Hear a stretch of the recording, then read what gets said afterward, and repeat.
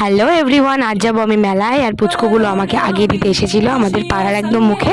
আর আজ যাচ্ছি আমি আমার শ্বশুর বাড়িতে ফার্স্টে, তারপর ওখানে সবাই মিলে যাব মেলাতে। তো তাড়াতাড়ি করে চলে গেলাম, আর দেখছি এখানে পুচকু বসে বসে ট্যাব দেখছে। তো এরপর সবাই মিলে রেডি টেডি হয়ে তারপর একদম চলে গেলাম ফুনকতলার কালী মায়ের কাছে। এরপর ওখানে প্রণামী দিয়ে টিপ টিপ করে তারপর ঢুকবো মেলাতে সবাই মিলে একসঙ্গে।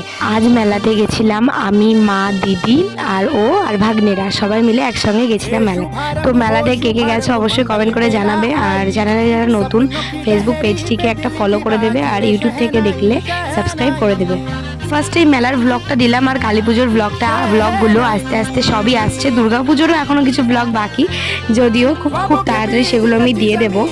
আর এরপর এত দোকান মানে এত সুন্দর লাগছে। তো ও আর ভাগ্নে মিলে উঠলো হচ্ছে ব্রেক ড্যান্সে, আর হচ্ছে আরও একটা কি বেশ ছিল ওটাতে বাবা আমাদের তো খুব ভয় লাগে, তাই আমরা নিচেই দাঁড়িয়েছিলাম। আর এত ভয় লাগছিল, ওদের যেন কিছুই লাগছে না, ভয় টয়। তো আমাদের ভয় লাগছিল বলে আমি উঠিনি, আমাকে জোর করছিল ওঠার জন্য, যদিও আমি উঠিনি। আর এই দেখো, এটা হচ্ছে আমার সেই পুচকু ভাগ্নেটা যেটা ট্যাব দেখছিল, তোমরা একটু আগেই দেখলে।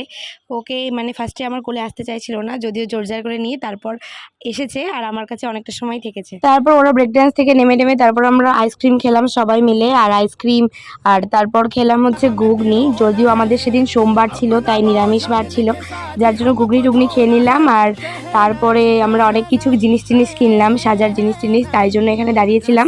আর আমি পুচকুটাকে নিয়ে চুপ করে দাঁড়িয়ে আছি, আর ও আমার সাথে চুপ করে বসে আছে।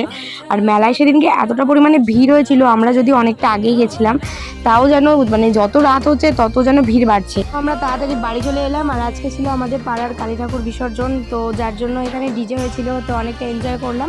আর আজকের ব্লগটা যদি একটু ভালো লেগে থাকে তো লাইক, কমেন্ট, শেয়ার, সাবস্ক্রাইব করে দিও। চলো দেখা হচ্ছে নেক্সট কোনো ব্লগ।